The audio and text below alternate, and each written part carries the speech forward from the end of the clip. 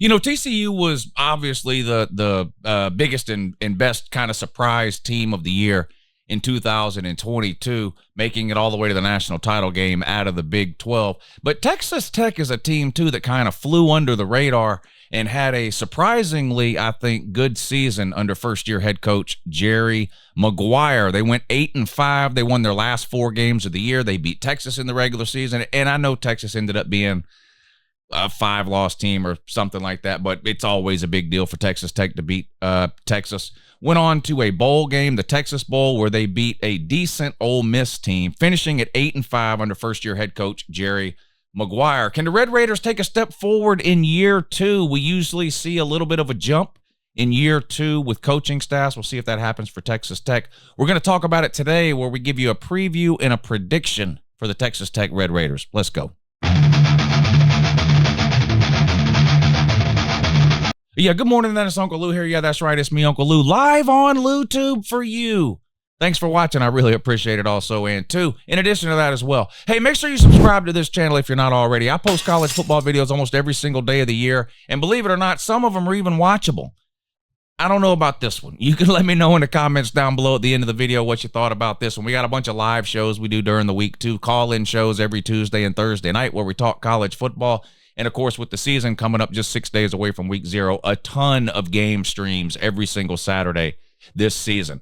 I've been doing a series of prediction videos this offseason. I'm up to about 25, I guess, now. I'll put a list up on the screen now of the teams I've done so far. If you're interested in my thoughts or predictions on any of these teams, feel free to click back through this playlist and check those videos out. All right, I'd like to take a look at some numbers for all of these teams that we predict this offseason. We're going to do the same thing today for Texas Tech. So where are they ranked heading into the 2023 season? I mentioned 8-5 last year, finished the season hot, winning their last 4 games, including a bowl game in the Texas Bowl against Ole Miss. What do people think about Texas Tech this year? Well, I put a ranking out just like every other idiot with a internet connection. And in my preseason ranking that I put out about a week ago, I've actually got Texas Tech at 18. I'm high on Texas Tech.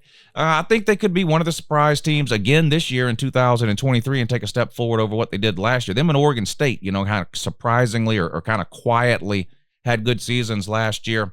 Texas Tech 8-5. I've got them at 18 in my preseason ranking. Now, I'm a little bit higher than like the AP and the coaches poll, which have come out over the last week or so. Actually, the AP, they're unranked, which is a little surprising to me. The coaches have them at 24.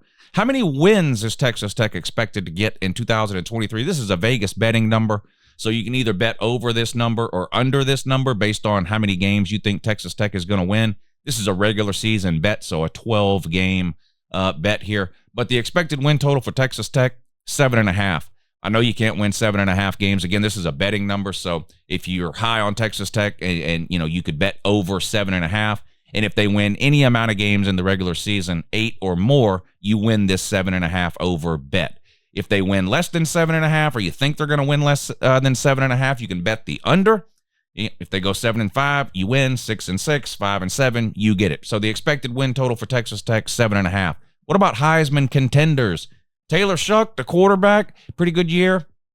Last year, he's back.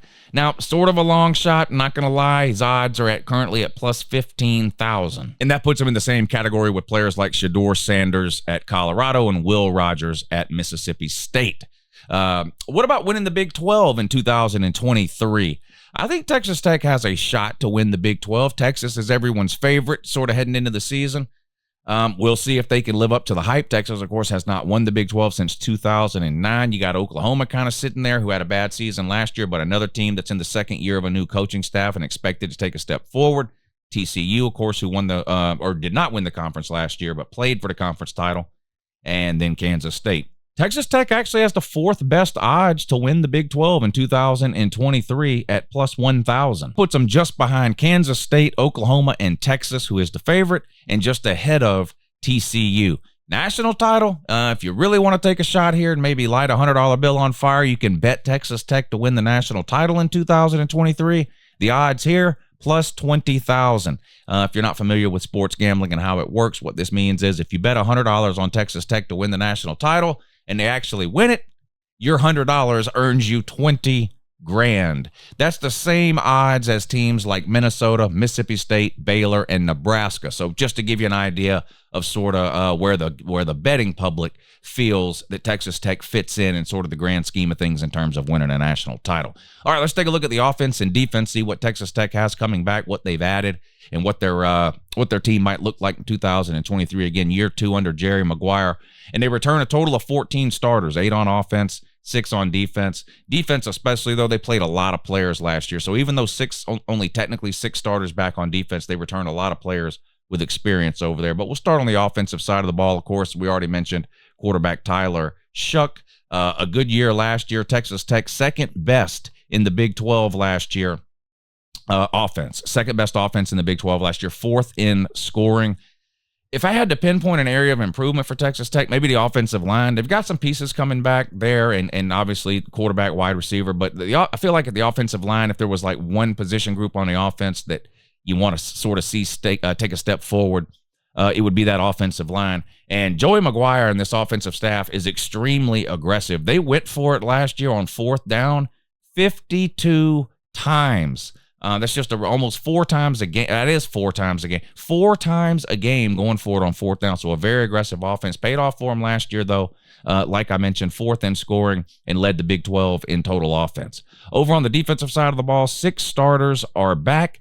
From what was a decent defense last year, pretty good up front against the pass. They led the Big 12 in sacks last year.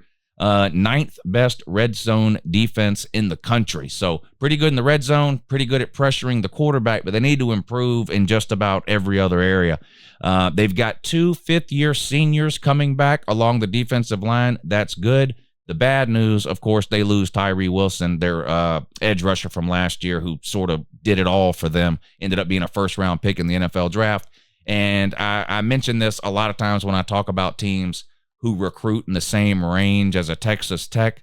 When you end up with a first-round talent at a place like Texas Tech, it is a lot more unlikely that you're able to replace that the following year than at some of the other schools that tend to recruit in the top 5 and top 10 every single year. So we'll see if the pass rush takes a step back this year with the departure of Tyree Wilson, but pretty good there last year. And again, a lot of people expect this defense overall to take a pretty big step forward in year 2. You see that a lot in college football with year 2 coaching staffs, or even coordinators for that matter, where you take a significant step forward in the second year. All right, let's put Texas Tech's schedule up on the screen. We're going to go through it game by game, and I'll give you a winner and a loser for every single week. All right, like I mentioned, they were 7-5 last year, won a bowl game, got them to 8 wins. So a 7-5 regular season last year is what they're looking to improve on here in Joey Maguire's second year at Texas Tech. And they start out with a road game at Wyoming. Little unusual there. I do think Texas Tech beats Wyoming. Wyoming's not a terrible team, but they're one of those teams that's just good enough every year where their best players end up going into the portal and landing at bigger schools. They had an offensive lineman last year that almost everybody in the country wanted this year out of the portal. Texas Tech should win that game on the road with very little problem. And here comes one of what I think is the most underrated Power 5 non-conference games of the entire year. You know, every year in the offseason, we come up with a list in our heads of like 5, 6, 7, depending on the year, sometimes more, sometimes less, of these big like non-con games that we see in the first month of the season. And this year is no different. You've got games like Utah and Florida, Florida State and LSU, Alabama and Texas, Notre Dame and Ohio State, South Carolina and North Carolina. A ton of these big non-con games, right? You very rarely hear anybody mention this one, but Texas Tech hosts Oregon in week 2. An Oregon team that a lot of people expect to compete for the Pac-12 again in 2023. Their quarterback is back, Bo Nix, who was a Heisman contender entering the month of November last year. By far his best year of his career after spending the first 3 at Auburn. Bo Nix put up pretty good numbers last year before getting injured in November and kind of hobbling to the finish line. Oregon lost 2 of their last 3. That was it for Bo Nix Heisman chances and Oregon's Pac-12 and playoff chances as well. Oregon's very highly rated again heading into this season. Again, a coaching staff heading into their second year there with Dan Lanning and company. They do have a new offensive coordinator. But high expectations for Oregon this year. Oregon will probably be favored in this game on the road at Texas Tech, but I think this is a game that Texas Tech can win. It's obviously a huge game here in the non-con. If Texas Tech were to win this game, all the people who've kind of been sleeping on Texas Tech for the last couple of years would suddenly have their eyes open. I expect this to be a really good game, 7 o'clock, a primetime game on Fox. I would not be at all surprised to see Texas Tech pull off what I think would be a minor upset here at home against Oregon. However, I think Oregon wins this game. It's no slight against Texas Tech. Again, I'll reiterate, I think Texas Tech does have a shot to win this game. I just think Oregon is a little bit further along and a little bit more talented overall right now than what Texas Tech is. A huge home game for Texas Tech, but I got it going Oregon's way. Then you play something called Tarleton State, and let me tell you, you see the helmet collection back here. I've got 120-something helmets. I've never heard of Tarleton State, ever. Now, that doesn't necessarily mean anything, but I've never once heard of Tarleton State. I don't know who or what that is. I'm going to assume this is as close to a guaranteed victory as you can get. I'm giving Texas Tech a win here. They're 2-1. And then the conference schedule starts, which, of course, is very interesting this year in the Big 12. They still play 9 conference games, right? But instead of having a total of 10 teams, which means with a 9-game conference schedule, you play every team in your conference every year, they've expanded. They've added 4 new teams: Houston, BYU, Cincinnati, and Central Florida. And Texas and Oklahoma are still in the Big 12, at least for this season. They're leaving after this season. So for this year, there's actually 14 teams in the Big 12.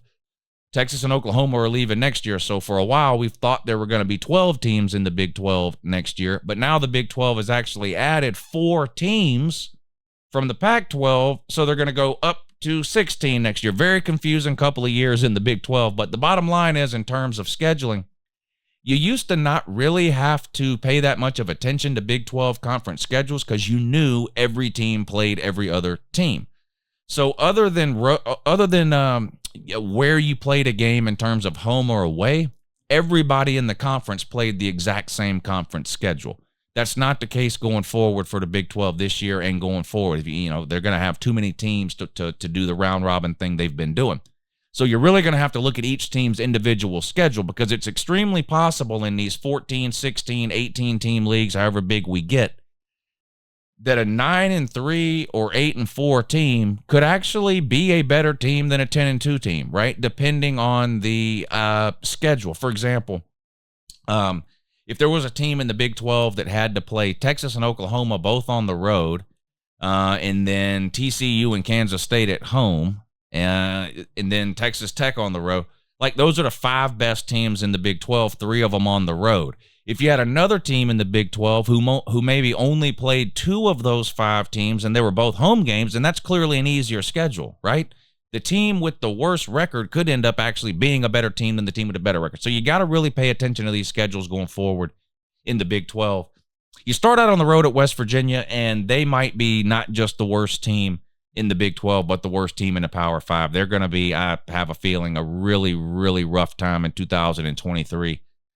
Might not even get to 3 wins. Their schedule is just absolutely brutal. I think this will be their coach's last season. In fact, I don't even think he makes it to the end of the season. I think Texas Tech goes on the road, starts conference play 1-0, 3-1 overall after a win at West Virginia. Then you come back home, play one of the newcomers, Houston. Houston, a disappointing team last year. They were ranked in the top 25 in a lot of preseason polls last year heading into the season. Many people thought they had the potential to be the best group of 5 team last year. That, of course, ended up being Tulane. Houston, extremely disappointing. And I'm not that high on them this year heading into the Big 12, their first year playing a Power 5 conference schedule. I think you get the win at home against Houston without a problem. Then you go back out on the road to take on the Baylor Bears. I'm up in the air on Baylor this year. I'm not expecting that much, but I can't get 2 seasons ago out of my head. A pretty good 2 seasons ago, took sort of a step back last year. I'm not hearing a whole lot of hype talk or buzz about Baylor this offseason. A little bit on the fence with them. You do have to play them there, which, we'll see. I think Texas Tech, though, if they're as good as I think they can be, can get the job done on the road at Baylor. I'm going to give you a win there, still just with the 1 loss halfway through your season. And you come back home and play Kansas State, the winner of the Big 12 last year. And yeah, they lost their running back, Deuce Vaughn. And they lost, technically, their starting quarterback, Adrian Martinez. But if you remember, Adrian Martinez was hurt quite a bit of the season last year. So they played multiple quarterbacks. So it's not like the quarterback for Kansas State doesn't have any experience. And I think they're one of the most well-coached teams in the Big 12. They've got some longevity and consistency on that coaching staff over the last 3 to 4 years. It's a home game. I think this will be a good game. Again, one where I won't be shocked if Texas Tech beats them, but kind of like Oregon, I just feel like Kansas State's a little bit further along right now than Texas Tech is. I've got you dropping this game at home to the Wildcats. Turn back around, out on the road, another newcomer to the Big 12, BYU. There's been several years over the last 4 or 5 years where BYU has been a borderline top 25-ish type team. I don't think this is going to be one of those years for BYU. Not necessarily because they're transitioning into the Big 12 and taking on a Power 5 schedule. In fact, BYU has been considered a Power 5 program by some conferences over the last 3 or 4 years and tries every year to schedule as many Power 5 opponents as they possibly can. So I actually think they're more prepared to transition into a Power 5 schedule than the other 3 newcomers in the Big 12. Unfortunately, I'm just not that high on their roster or their talent for this season. I think you go on the road and get a difficult win in BYU or at BYU. That takes you into your bye week. Pretty good time for the bye week there, I guess. Comes a little bit past the halfway point of the season, so maybe you get some players banged up or injured or whatever the case. You get an extra week to sort of heal those guys up and 2 weeks to prepare for last year's playoff team from the Big 12, TCU. TCU is another team that is a little confusing to me for this year. They lost Max Duggan, but Max Duggan was not even the starting quarterback heading into last season. The starting quarterback got hurt in the first week. Max Duggan came in to take over and never looked back. The rest is history. So now the other guy's back again, and he'll be the starting quarterback this year in 2023. They also lost the wide receiver. Quentin Johnston was that his name, and I don't think they can replace that. I actually think they've got a better chance of getting similar production out of the quarterback spot than they do finding a replacement for that wide receiver. But the biggest loss might be offensive coordinator. What's his name? Not Mike Riley. Garrett Riley. I did a Nebraska version of one of these videos yesterday or the day before, and we were talking about Mike Riley. So I guess I got Mike Riley on the mind. Garrett Riley was the offensive coordinator at TCU last year. He's left to take the same position at Clemson. So they lost some defensive players too, TCU. And again, like I mentioned with Texas Tech earlier when I talked about their roster, because of where TCU recruits on a year-to-year basis, it's less likely they're able to replace someone like a Quentin Johnston in 1 year than some of your other teams that recruit way up high. I still think this is a very difficult game, though. But I think you get the win. Coming off of a bye week, I like Texas Tech's chances here. I like the spot here. I'm going to take Texas Tech on what may be an upset. Not sure. I'm sure right now TCU is favored in this game. Again, I'm higher on most other people than Texas Tech is. But TCU probably is favored in this game right now. But I think Texas Tech can get the win against TCU at home. Then you go on the road, take on Kansas, another kind of surprising team in the Big 12 last year. In fact, they found themselves ranked 5 or 6 weeks into the season. I think they were undefeated at 4-0, 5-0, something like that. Some injuries kind of derailed it, and reality started to set in for them the second half of the season. But they're looking, again, to be a team that moves forward from last year in 2023. You have to play them there. Not much of a home field advantage, though. I think Texas Tech gets the win on the road at Kansas. And then here you are playing your third newcomer into the Big 12 this year, Central Florida, a home game. And I think Central Florida might be the best of the additions into the Big 12 for this year. Obviously, Cincinnati's had quite a run over the last few years with Luke Fickell even making the playoffs a couple of years ago. Luke Fickell has moved on to Wisconsin. So there's a new coaching staff in place at Cincinnati. Central Florida's got a consistency with the coaching staff and a coach in Gus Malzahn who's got a ton of Power 5 experience from his time at Auburn. So I think UCF could be the best of the 4 newcomers into the Big 12. Not good enough to beat Texas Tech, though. I think Texas Tech gets a pretty good win here at home against UCF. And then you finish things off on the road at Texas, who I've made no secret about this offseason. I think is going to win the Big 12 in 2023. You have to play them there. I think Texas gets this win here. I do think it's possible we see Texas and Texas Tech play 2 weeks in a row. I think depending on how some of the other stuff in the conference breaks, Texas Tech could find themselves in the Big 12 title game facing off with Texas for a second time. I've got Texas Tech at 9-3 with losses to Oregon, Kansas State, and Texas, but only 2 of those 3 losses are conference losses, that being Kansas State and Texas. So We'll see what Kansas State ends up doing. Obviously, if Kansas State also has 2 conference losses, they would win a tiebreaker over Texas Tech in my scenario. If Kansas State had 3 losses, then the loss to Kansas State won't matter. You'll only have the 2 conference losses. We'll see how it plays out towards the end of the year, but I would not be shocked, again, to see Texas Tech playing in the Big 12 title game in 2023. I think they have a chance to be better than last year, again, where they won 8 games. There you go. Texas Tech Red Raiders, 9-3 in 2023. Uncle Lou pretty high on Texas Tech. Let me know down below where you think I'm wrong. What do you think Texas Tech's record will be next year? And who do you think they're going to lose to? Have a good morning.